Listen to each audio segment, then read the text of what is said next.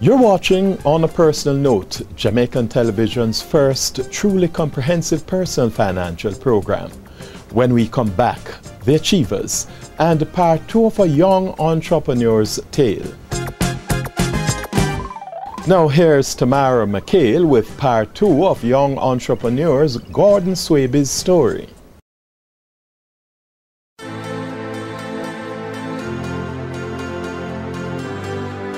Welcome to another week of The Achievers. I'm Tamara McHale. Now last week we started our interview with Gordon Swaby, 21-year-old founder and CEO of Edifocal, making waves in the business fraternity. And this week we'll find out more about his story. Gordon, welcome again to the program. Hi Tamara, how are you doing? Young CEO Gordon Swaby, who is also a student at the University of Technology, has been making major strides through his company Edifocal. The online interactive learning tool has not only been reaching its target audience of youth, but also teachers who have gained an additional source of income.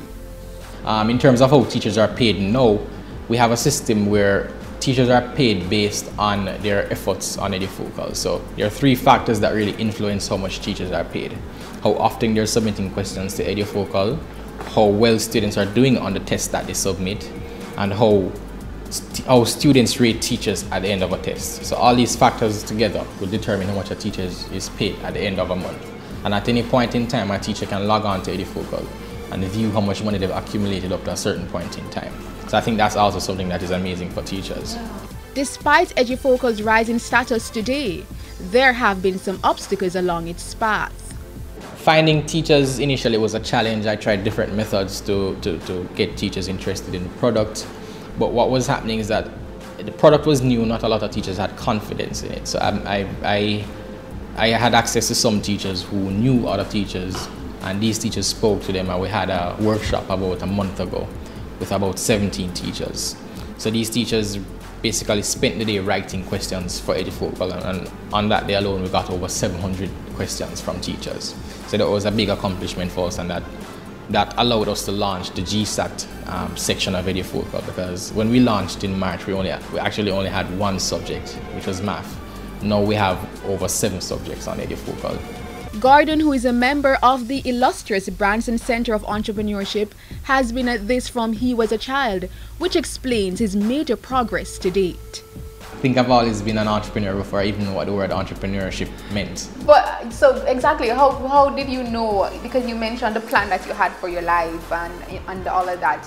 From what age, or how did you know that, okay, this is the direction I wanted my life to be? Because you're still so young, and you seem so, I don't think you're that young, but you're doing so well. And the fact that you've been doing this from you were in your teens, before your teens, did you have that mentality was it from your parents? What was the influence behind you being the way you are? Well, both my parents are entrepreneurs. I'm not sure if both of them being entrepreneurs has anything to do with it, but as I said earlier, I've always wanted to create opportunities for people. Just the fact that I can hire 3 or 4 people, or just providing opportunities for people is a phenomenal feeling for me. It's a very gratifying feeling, and it makes me feel good to know that I'm in a position to create opportunities for other people. Not only employment opportunities, but you're influencing somebody's life in a positive way, and sometimes they can move on or go on to be entrepreneurs in their own right. So that feeling for me is very amusing. Amazing indeed, as he goes by the mantra, I'm always an employer, never an employee. His latest accomplishment is being selected as one of the 50 under 50 businesses by the PSOJ. This former Gleaner YouthLink writer may perhaps be a jack of many trades, as he also has his eyes on another field. My interests lie really in politics. I really want to enter politics in the future. So that's really where my focus is, aside from Edifocal. I don't see myself starting another business, because as I said, my focus is on this company. So yeah, apart from that, it's politics for me in the future. What capacity in politics? Well, I don't know yet. I'd love to be an MP for a particular constituency, but we'll see. His advice to aspiring achievers is? First thing that I think a lot of our budding entrepreneurs should have is mentors, people they can look up to. And mentors are not necessarily people that you sit and you talk to, but people who we can read on. You can read about these people that are doing great things, people that can inspire to push forward and to believe in yourself and to believe in what you're doing, even when people are telling you otherwise.